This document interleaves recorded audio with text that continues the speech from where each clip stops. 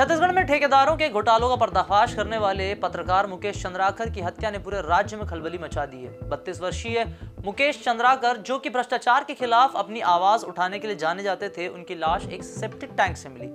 इस क्रूर हत्या ने समाज में भय और चिंता का माहौल तो पैदा कर ही दिया। मुकेश ने अपने साहसिक रिपोर्टिंग के जरिए कई भ्रष्टाचार के मामलों को उजागर किया था। उनकी पत्रकारिता के चलते उन्हें कई बार धमकियां मिलती थी, लेकिन उन्होंने अपनी रिपोर्टिंग जारी रखी। यह हत्या इस बात का प्रमाण है कि भ्रष्टाचार के खिलाफ आवाज उठाने वालों को किस हद तक जाकर दबाने की कोशिश की जा रही है। अब इस मामले में एक और रिपोर्ट सामने आई है। रिपोर्ट है पोस्टमार्टम के जानकारी की। अब हम सारी जानकारी करेंगे आपसे साझा। नाम हमारा आशीष गुप्ता। आप देखना शुरू कर चुका है NS24/7 डिजिटल। डिस्क्लेमर के तौर पर बता दें कि जानकारी कुछ विचलित करने वाली है। चलिए बढ़ते हैं। डॉक्टरों की ओर से की गई पोस्टमार्टम रिपोर्ट ने इस हत्या की क्रूरता को और उजागर किया है और रिपोर्ट में खुलासा किया है कि मुकेश को 2 या 2 से अधिक लोगों ने मिलकर मारा और बड़ी ही क्रूरता से उसकी हत्या की। पोस्टमार्टम करते समय मुकेश के सिर पर 15 फ्रैक्चर मिले, गर्दन टूटी हुई थी और उसका दिल शरीर से बाहर निकला हुआ था। जिगर के यानी कि लिवर के 4 टुकड़े हो चुके थे, 5 पसलियां टूटी हुई थी। बता दें कि 3 दिन से लापता मुकेश की लाश जब सेप्टिक टैंक से मिली तो उसकी हालत देखने लायक भी नहीं रही थी। कपड़ों से परिजनों ने उस शव की पहचान करी कि वे मुकेश चंद्राकर ही हैं। अब मुकेश चंद्राकर की हत्या का मुख्य आरोपी ठेकेदार सुरेश चंद्राकर है। सुरेश की प्रॉपर्टी में ही मुकेश की लाश मिलने के बाद पुलिस ने उसे हैदराबाद से गिरफ्तार किया। सुरेश पर पहले से ही भ्रष्टाचार के कई आरोप लगे हुए थे और मुकेश ने अपनी रिपोर्टिंग में उसका भांडाफोड़ भी किया था। 3 जनवरी को जब मुकेश की लाश सेप्टिक टैंक में मिली तो पुलिस ने जांच शुरू की। इसके बाद से सुरेश फरार था और उसे पकड़ने के लिए एक विशेष जांच दल का गठन किया गया। मीडिया रिपोर्ट के अनुसार सुरेश चंद्राकर ने मुकेश को धमकियां दी थी। राज्य सरकार ने जब सुरेश के घोटालों की जांच शुरू की तो वह मुकेश से नाराज हो गया। हत्या के बाद पुलिस ने सुरेश के अलावा उसके भाई दिनेश चंद्राकर और रितेश चंद्राकर को भी गिरफ्तार किया है।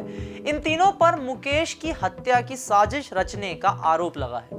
सुरेश ने मुकेश को कई बार धमकाया था और उसे जान से मारने की बात भी कही थी। आखिरकार इस धमकी को अमल में लाकर उसने मुकेश की हत्या कर ही दी। मुकेश चंद्राकर की हत्या ने यह सवाल खड़ा कर दिया है कि क्या पत्रकारिता करना अब सुरक्षित नहीं रहा छत्तीसगढ़ के अंदर, खासतौर पर उन पत्रकारों के लिए जो भ्रष्टाचार और अन्य सामाजिक बुराइयों को उजागर करने का काम करते हैं।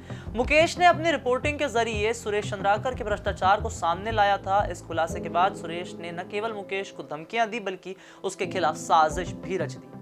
मुकेश की हत्या ने यह भी दिखाया कि भ्रष्टाचार के खिलाफ लड़ाई कितनी खतरनाक हो सकती है। पत्रकारों को अक्सर अपनी जान जोखिम में डालकर सच सामने लाना पड़ता है। इस मामले में सरकार और कानून व्यवस्था पर भी सवालिया निशान लगे हैं। क्या सरकार पत्रकारों की सुरक्षा सुनिश्चित करने में सक्षम नहीं है? क्या भ्रष्टाचारियों के खिलाफ सख्त कार्रवाई करने की व्यवस्था नहीं है?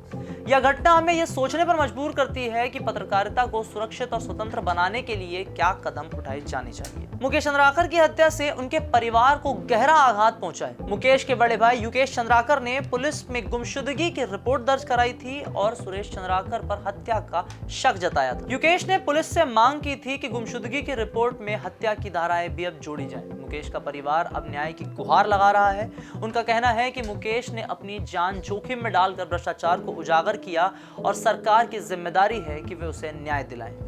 अंत में यह मामला समाज को यह सोचने पर मजबूर करता है कि क्या हम एक ऐसा माहौल बना पा रहे हैं जहां पर हर व्यक्ति अपनी बात कह सके।